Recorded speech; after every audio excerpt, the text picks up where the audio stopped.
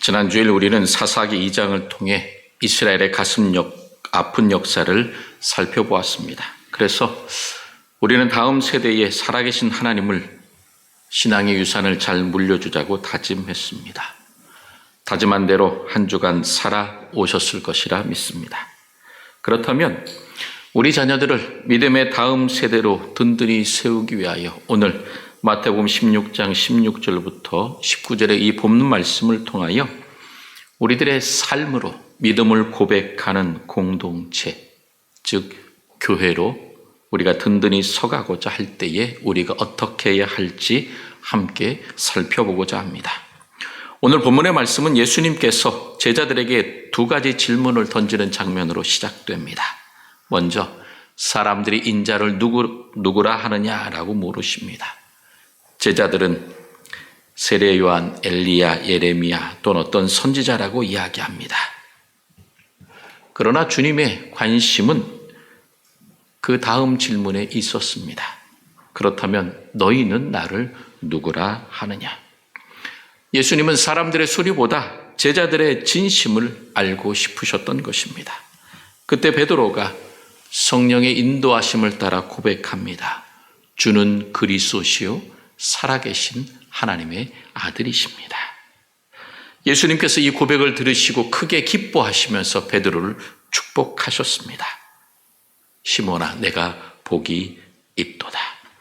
그러면서 18절에 내가 이 반석 위에 내 교회를 세우겠다라고 말씀하셨습니다. 여기서 이 반석이라고 하는 것은 베드로라고는 인간 개인이 아니라 바로 베드로가 고백한 신앙 고백, 주는 그리스도시요 살아계신 하나님의 아들이십니다라고 하는 그 신앙 고백을 의미하는 것입니다. 그래서 교회라고 하는 것은 어떤 프로그램 그리고 건물 이런 것들이 교회가 아니라 바로 예수 그리스도를 향한 온전한 신앙 고백을 하는 사람들이 모인 곳이 교회요. 그 신앙 고백 위에 세워진 것이 바로 교회라는 것입니다. 반면 가톨릭은 이 베드로라고 하는 인물 자체로 반석을 해석했습니다. 그래서 베드로가 교회의 기초, 토대가 된다라고 해석해서 예수님께서 베드로에게 하늘의 열쇠를 맡기셔서 땅에서 매면 하늘에서도 매일 것이고 땅에서 풀면 하늘에서도 풀릴 것이다 라고 하는 그 권한을 주셨다고 주장했습니다. 그래서 베드로는 예수 그리스도로부터 직접 지상교회의 최고 권위를 부여받았다. 그래서 베드로를 첫 번째 교황으로 인정하고 베드로가 죽고 그 베드로의 무덤 위에 베드로 성당을 지어서 그 베드로 성당을 아주 신성시합니다. 그래서 이 베드로의 교황권이 베드로 한 사람에게로 끝나는 것이 아니라 그가 죽은 후에는 그의 교황권이 교황에게 대대로 이어져 내려온다고 가톨릭은 주장하고 있습니다. 그래서 지금도 바티칸 시티에 있는 교황이 하나님의 대리자로서 예수 그리스도께서 세운 그러한 권세를 잡은 자로서 가톨릭은 인정하고 있는 것입니다. 예수님을 향한 믿음의 고백 위에 세워진 교회, 베드로라고 하는 한 사람 위에 세워진 교회, 큰 차이가 있습니다. 그렇기 때문에 교회라고 하는 것은 한 사람, 어떠한 건물로 규결될 수가 없습니다. 교회라고 하는 것은 온전한 신앙 고백을 하는 사람들의 모임이기 때문에 하나님으로부터 부름받아 세상으로부터 구별되어 하나님만 바라보고 예수 그리스도에 대한 믿음의 고백을 하는 이 공동체가 예배하는 자들이 바로 교회인 것입니다. 그러므로 우리 파평교회는 예수님에 대한 신앙 고백을 하는 사람들이 모인 곳입니다. 그렇다면 우리의 신앙 고백은 어떻게 드러나고 있습니까? 오늘도 예배하면서 우리가 함께 사도신경으로 신앙을 고백했습니다. 나는 전능하신 아버지 하나님 천지의 창조주를 믿습니다. 나는 그의 유일하신 아들 우리 주 예수 그리스도를 믿습니다라고 고백하면서 성부 하나님, 성자 예수 그리스도, 성령에 대하여 우리가 함께 신앙을 고백했습니다. 이러한 신앙 고백이 온전한 믿음의 고백이요 삶의 기준이 되는 것입니다. 그렇다면 우리가 고백한 대로 우리는 주일뿐만 아니라 월요일부터 토요일까지 평일 동안 그 말씀을 따라 우리가 신앙 고백을 한 대로 살아가고 있습니까?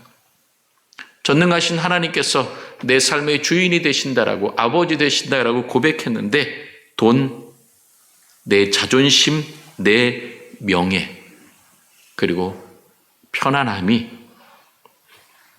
내 삶의 주인이 되어서 그것이 우리의 삶의 기준이 되고 있지는 않는가 우리는 생각해 보아야 할 것입니다. 주일에 여러 가지 거룩한 직분을 갖고 우리가 갖고 있는 곳에서 열심히 봉사하고 사랑하고 섬겼는데 막상 가정과 세상에 나가서는 나의 편안함을 위해서 내 것을 더 얻기 위해서 우리가 힘쓰고 애쓰고 있지는 않는가 살펴보아야 할 것입니다. 믿음의 고백대로 살아가지 않으면 우리가 주일날 고백했던 그 사도신경의 고백이 우리가 평일날 삶의 고백으로 이어지지 않는다면 세상 사람들은 우리를 향하여 거짓말하는 사람이라고 이야기할 것입니다. 그리고 우리를 신뢰하지 못할 것입니다. 그러므로 여러분, 돈 때문에 내 명예를 위해서 사람들과 다투지 마십시오. 오히려 고난 속에서 찬송하고 손해보더라도 정직과 성실을 선택하셔야 합니다. 그럴 때에 우리들의 삶의 고백을 통하여 하나님의 영광이 드러나고 우리의 믿음이 온전히 고백될 때에 우리들의 가정이, 우리들의 다음 세대가, 세상 사람들이 보고 야, 정말 믿음의 사람은 다르다라고 인정하게 될 것입니다. 아프리카에서 평생을 헌신한 선교사님이 계셨습니다. 아프리카니 얼마나 그 환경이 척박했겠습니까? 자녀들은 고생하면서 자랐습니다. 그래서 주위 사람들은 걱정했습니다. 저 아이들이 자라서 과연 신앙을 지킬 수 있을까? 교회는 떠나지 않을까? 부모는 원망하지 않을까? 심히 걱정했습니다. 세월이 흘러 그 선교사님이 은퇴하는 그날 장성한 아들이 답사를 전하기 위해서 강단에 섰습니다. 그 아들은 눈물을 흘리며 이렇게 말합니다. 사람들은 제가 선교지에서 고생해서 하나님을 원망할 거라 생각했습니다. 교회를 떠날까 염려했습니다. 그러나 저는 아버지께서 아무도 보지 않는 이른 새벽 골방에서 눈물로 기도하시던 모습을 기억합니다. 물질이 없어 굶주릴 때에도 하나님 한 분이면 충분하다라고 감사하시던 그 어머니의 미소를 기억합니다. 저는 부모님의 설교를 듣고 하나님을 믿은 것이 아닙니다. 부모님의 삶을 통해 살아계신 하나님을 보았기 때문에 저 또한 부모님이 걸어가신 그 믿음의 길을 힘차게 걸어가겠습니다. 이러한 고백 속에서 많은 사람들이 믿음의 고백, 신앙 고백이라고 하는 것은 단순하게 입에서 나오는 것이 아니라 그 삶으로 증명하는 것이다라고 깨닫게 되었고 그들 모두가 다 하나님 앞에서 자신들의 모습을 되돌아보았던 것입니다. 여러분, 우리들의 삶이 우리 이 공동체 안에서, 우리들의 가정에서, 우리들의 직장에서, 우리들이 만나는 모든 사람들에게 우리를 통하여 정말 예수님께서 살아 계시는구나라고 하는 것들을 보여주는 가장 강력한 증거가 되기를 주님의 이름으로 축복합니다. 삶으로 우리의 믿음을 고백하는 공동체가 되기 위하여 교회라고 하는 곳은, 즉 하나님을 사랑하는 성도들은 이기적인 자기 중심성, 자기 중심에서 벗어나 공동체를 우선시해야 합니다. 이 시대에 수없이 많은 우상들이 있습니다. 하나님보다 더 사랑하는 것들이 많이 있습니다. 그런데 그 중에 가장 큰 우상이 무엇이냐? 바로 나입니다. 나의 평안함, 나의 즐거움, 나의 건강, 내 문제, 내 모든 것이 먼저 해결되어야만 한다는 그러한 극단적인 이기주의, 개인주의가 만연한 사회가 되어버렸던 것입니다. 그런데 안타깝게도 이러한 가치관이 교회 안에서도 보입니다. 멀리 이사를 하거나 부득이한 상황이 되어 교회를 옮겨야 할 때가 있습니다. 그럴 때 여러분, 어떤 기준으로 교회를 선택하시겠습니까? 많은 사람들이 쇼핑하듯이 이 교회 저 교회 다녀봅니다. 그리고 유튜브나 인터넷을 통해서 목사님의 말씀을 들어보고 말씀이 은혜가 있네. 나한테 잘 맞네. 그런 경우 그렇게 교회를 선택하는 분들이 참 많은 것 같습니다. 보통 목사님께 제가 어디로 이사 가니까 그쪽에 있는 교회를 좀 추천해 주시면 좋겠습니다라고 묻고 가시는 분도 계시지만 보통 이렇게 이 교회가 나에게 어떤 유익을 줄까? 내게 어떤 평안함을 줄까? 이것을 우리가 먼저 생각하는 모습들을 보게 됩니다. 이것이 나쁘다는 것이 아닙니다. 왜냐하면 각자가 갖고 있는 신앙의 색깔이 다르기 때문에 각자 은혜 받은 하나님의 말씀과 각자 받은 그런 모든 경로가 다르기 때문에 그 사람의 신앙에 맞는 교회가 분명히 있습니다. 그런데 그것을 하나님께 기도하며 구하는 것이 아니라 내가 원하는, 내가 편안하고 내가 듣기에 좋은 것만을 먼저 우선시한다면 그것은 문제가 된다라고 하는 것입니다. 교회는, 성도는 예배를 통해서 하나님께 영광 돌리며 하나님을 만나는 공동체, 하나님을 경외하는 사람들이 성도입니다. 세상으로부터 부름을 받았기 때문에 세상의 가치관이 아니라 하나님의 말씀을 따라 살아가는 것이 바로 성도, 교회의 모습인 것입니다.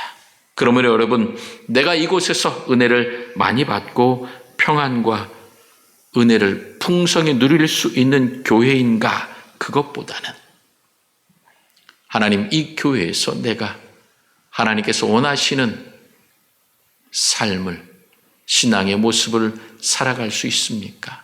하나님께서 나를 이곳에 보내신 목적과 이유가 무엇인지 깨닫게 해 주십시오라고 먼저 하나님의 뜻을 간구해야 할 것입니다. 하나님의 뜻을 간구하고 하나님께서 나로 하여금 묵묵히 그곳에서 사랑하고 섬기며 하나님께 영광 돌리는 아름다운 길로 인도하시면 주님께로 나아가며 순종하면 되는 것입니다. 예수님께서 베드로에게 뭐라고 말씀하셨습니까? 내가 이 반석 위에 내 교회를 세우시겠다고 말씀하셨습니다. 우리의 마음, 인간의 마음에 맞는 교회가 아니라 하나님께서, 예수님께서 그 신앙 고백 위에 세워진 내 교회라고 말씀하신 것입니다. 주님의 피로 값주고 사신 교회입니다. 우리가 모인 이유가 무엇입니까? 내 모든 죄를 예수님께서 십자가를 지시고 죽음으로 용서해 주시고 자녀 삼아 주셨기 때문에 우리가 이 자리에 나와 있는 것입니다. 그러므로 교회 안에서 우리가 신앙생활하는 것은 나 중심이 아니라 이 공동체 중심으로 생각해야 합니다. 하나님께서 우리를 불러주셨고 예수님의 그 피에 값주고 사셨으니 이 교회 안에서 우리가 함께 하나님께 영광 돌리는 공동체가 되어야겠다라고 다짐해야 할 것입니다. 그런데 신앙생활 하다 보면 우리가 빠지기 쉬운 함정이 있습니다. 교회에 오래 신앙생활 하다 보면 직분을 받고 많은 사람들 앞에서 서게 됩니다. 그럴 때에 그것이 하나님께서 내게 주신 섬김과 그리고 사랑과 봉사의 직분이라고 하는 것을 잊어버리고 내가 오랫동안 신앙생활을 했으니 내가 이 정도 사람들에게 존경받아야지라고 하는 자기 중심의 생각을 갖게 되면 안 된다라고 하는 것입니다. 섬김의 직분을 계급으로 여기고 새로운 지체나 연약한 지체를 배려하기보다 나를 먼저 생각하는 사람들이 많아지게 되면 그 교회는 분란과 상처와 아픔이 생겨나게 됩니다. 젊은 사람들이, 다음 세대들이 교회를 떠나는 큰 이유 중에 하나가 무엇이냐면 교회 안에서 어른들이 서로 싸우고 자기의 목소리를 높이고 이기적으로 행하는 모습을 보면서 상처를 받아 하나님을 사랑한다고 하는데 내 이웃을 내 몸과 같이 사랑하라고 말씀하셨는데 왜 교회가 분란과 다툼의 터전이 되어야 되느냐라고 생각하고 교회를 떠나게 됩니다. 세상과 다를 바 없는, 아니 세상보다 더 이기적인 모습을 교회에서 보았기 때문에 절망하고 낙심하게 되는 것들을 보게 됩니다. 그렇다면 세상은 우리를 향하여 지금 어떻게 보고 있습니까? 자기를 먼저 생각하고 자기 안에서 더 견고하게 모이고자 하는 그 모습 속에서 실망하며 교회를 외면하게 됩니다. 성경의 말씀한 대로 자기 눈에 있는 들보는 보지 못하고 남의 있는 티끌을 보면서 비난하고 시기하고 손가락질하고 자신을 더 높이게 됩니다. 우리가 하나님의 사랑과 은혜 안에서 살아간다고 하면서 내가 잘못한 것 하나님께서 다 용서해 주실 거야 라고 생각하면서 나는 용서 안 받았다고 생각하는데 왜 다른 사람들은 함께 교회 안에서 믿음의 삶을, 신앙의 삶을 살아가는 사람들이 실수했을 때에 그들은 우리가 용납하지 않고 그들을 정죄하며 손가락질하며 나무라는 경우가 참으로 많습니다.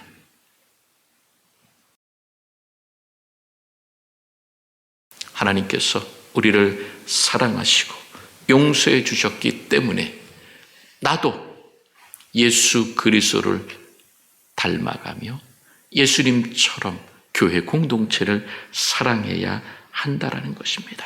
그래서 먼저 약한 지체를 돌보고 아파하는 지체를 위하여 기도하면서 우리는 사랑해야 합니다.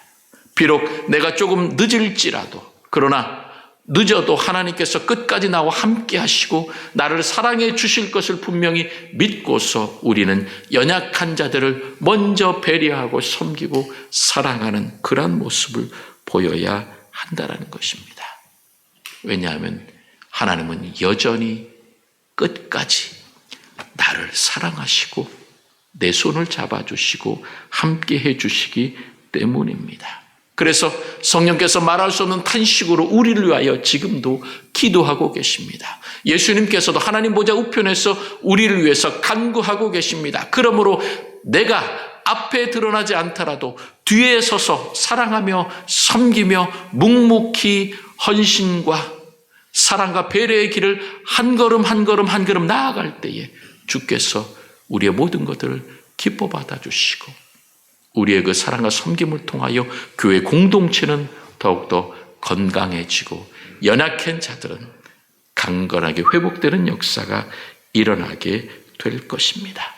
그래서 성경은 분명히 우리들에게 말씀하십니다. 마태복음 18장 20절에 보게 되면 두세 사람이 내 이름으로 모인 곳에는 나도 그들 중에 있다라고 말씀하셨습니다. 그러므로 여러분, 나 혼자, 나가 아니라 우리가 함께 주님의 사랑을 누리기 위하여 함께 손잡고 기도하자, 예배하자, 찬송하자, 섬기자. 그러면 그곳에 예수님께서 함께 하시겠다라고, 내가 그들 중에 함께 있다라고 우리들에게 약속해 주셨습니다. 그러므로 이 건강한 공동체, 하나님의 사랑과 은혜를 누리는 공동체가 되기 위하여 나는 내려놓고 우리를 바라보며 사랑하는 성도들을 위하여 우리가 함께 축복하고 격려하고 칭찬할 때에 하나님께서 우리 가운데 함께 하시며 우리를 세상과 구별된 거룩한 공동체가 되도록 함께해 주십니다. 세상과 구별된 거룩한 공동체의 모습을 드러낼 때에 하나님께서 늘 사랑과 은혜로 함께해 주실 것입니다. 그러므로 그러한 교회가 될 때에 우리 교회는 참으로 따뜻합니다. 나보다는 남을 먼저 사랑하고 배려하면서 하나님께서 기뻐하시는 공동체가 되도록 우리는 힘쓰고 있습니다. 몸이 연약하고 아프니 그분들을 위해서 우리가 식사를 미리 떠다드리고 대접해드린 그 작은 섬김과 사랑, 그 모습 하나하나 속에서 따뜻한 교회로, 사랑이 넘치는 교회로 하나님께서 우리를 만들어 주실 것입니다. 이와 같이 우리가 삶으로 우리들의 신앙을 고백하며 공동체를 우선시하는 아름다운 모습으로 살아갈 때에 예수님께서 우리들에게 놀라운 권세를 약속해 주셨습니다. 음부의 권세가 이기지 못하리라고 18절에 약속해 주셨습니다. 여기에서 음부의 권세라고 하는 것은 사망의 권세, 즉 사단의 세력과 세상의 악한 유혹을 뜻하는 것입니다. 세상은 끊임없이 물질 만능주의로, 쾌락으로, 성공으로, 음란함으로 우리들을 유혹합니다. 우리들의 자녀들을 유혹하고 위협합니다. 너무 티내지 마라. 적당히 타협하고 적당히 살아가라. 돈이 최고니까 돈 많이 버는 직업을 선택해라. 네가 먼저 공부하고 대학에 들어가면 그리고 난 다음에 교회 가도 듣지 않는다. 이러한 이야기로 끊임없이 우리들의 신앙을 뒤흔들고 있습니다. 그러다 보니 나 혼자서는 이 사단의 권세를, 음부의 권세를 이길 수 없습니다. 세상의 유혹이 너무나도 거대하기 때문입니다. 그러다 보니 낙오되기가 참으로 쉽습니다. 그런데 이 공동체가, 즉 기성세대, 부모님 세대와 그 자녀들 세대, 다음 세대 청년들 모두가 다 하나가 될 때에 그 교회 안에 하나님께서 음부의 권세를 이길 수 있는 강력한 힘을 허락해 주신다는 것입니다. 그러므로 우리가 하나가 되게 하여 우리가 어떻게 해야 되겠습니까? 우리가 세대 간에 서로를 바라보면서 영적으로 교통해야 됩니다. 영적으로 교통한다. 너무 거창한 것 같지만 단순합니다. 여러분의 부모님들이 자녀를 볼 때에, 또한 우리 젊은 세대가 어른 세대를 볼 때에 이렇게 격려하고 축복하면 됩니다. 집사님의, 권사님의, 장로님의 그 믿음의 모습이 우리들에게 참 본이 됩니다. 지금까지 묵묵히 섬겨오셨기 때문에 우리 교회가 이렇게 설 수 있었습니다. 감사합니다. 참으로 바쁜 세상 속에서 이렇게 주의를 지키며 하나님 앞에 나와 예배하고 섬기는 모습을 하나님께서 기뻐하신다. 참 축복한다. 잘 될 거야. 내가 너를 위해 기도한다. 이렇게 서로를 향한 축복과 사랑과 칭찬과 격려의 말이 우리들에게 있어야 합니다. 그리고 그 말에서 끝나는 게 아니라 정말 내가 두 손 모아서 하나님 사랑하는 우리의 자녀들을, 다음 세대들을 붙들어 주십시오. 그리고 우리 자녀들은, 우리 청년들은, 우리 청소년들은 그 기성세대, 부모님 세대를 바라보면서 지금까지 우리를 위하여 사랑과 수고, 헌신으로 섬겨주셨던 우리 부모님, 우리 교회 어르신들 하나님 건강하게 해주십시오. 끝까지 주님께서 지켜주십시오. 우리가 이렇게 함께 기도할 때에 그 한마음으로 드린 기도를 통하여 성령의 능력이 더욱더 풍성하며 주님의 평안과 은혜 가운데 우리 교회는 더욱더 하나가 되는 아름다운 공동체가 될 것입니다. 그러므로 이렇게 하나가 될 때에 우리 파평교회는 깨어나게 됩니다. 기도하고 사랑하고 축복하고 격려하고 칭찬하면서 하나님의 뜻과 하나님의 말과 예수 그리스도의 그 복음을 전하는 아름다운 공동체가 될 것입니다. 특별히 여러분, 다음 세대 우리 자녀들을 위해서 기도해 주십시오. 여러분, 스마트폰 하나만 열어보아도 얼마나 많은 세상의 유혹들이 다가옵니까? 그런 모든 것들을 이기고 이렇게 주일날 나와 예배하는 모습을 보니 참으로 내 마음이 너무나 기쁘다. 그 믿음을 하나님께서 보시고 너의 앞길을 축복해 주실 거야 라고 여러분 늘 만날 때마다 축복해 주시고 사랑해 주십시오. 그리고 우리 다음 세대 자녀들은 어르신들을 보면서 건강하시도록 늘 축복하고 기도해 주십시오. 사랑하는 성도 여러분, 우리는 삶으로 신앙을 고백하는 거룩한 공동체가 되어야 합니다. 그러면 하나님께서 음부의 권세를 이기게 하시고 우리에게 땅에서 매면 하늘에서도 매이게 되고 땅에서 풀면 하늘에서도 풀리게 되는 놀라운 기도의 능력과 권세를 우리들에게 허락해 주실 것입니다. 지금까지 여러분이 기도하고 주님 안에서 응답받은 것이 얼마나 많습니까? 아직 응답받지 못했다면 그 기도의 응답이 조금 더딜 뿐이지 하나님께서 여러분의 삶을 향하여 분명히 갖고 계신 놀라운 계획 속에서 모든 것들이 하나하나 이루어질 것입니다. 그러므로 여러분, 하나님의 영광을 드러내는 아름다운 믿음의 공동체, 주님의 피로 값주고 사신 이 파평교회가 음부의 권세를 이기고 승리하는 성령의 공동체가 되도록 만들어야 할 책임이 누구에게 있습니까? 나에게, 우리에게 있습니다. 우리가 모두가 다 삶으로 바른 신앙 고백을 하고 개인보다는 공동체를 중심에 두고 살아갈 때에 우리 파평교회는 세상의 유혹을 이기고 하나님의 영광을 온 땅에 가득 드러나며 승리하는 교회가 될 것입니다. 하나님의 영광을 드러내며 승리하는 파평교회를 만들어가며 다음 세대가 더욱더 믿음 가운데 든든히 서가고 우리 믿음의 기성세대는 더욱더 하나님 앞에서 견고한 믿음의 방파제와 울타리로서 교회 안에 있는 연약한 자들을 돕는 아름다운 모습으로 우리가 든든히 서가게 될 것입니다.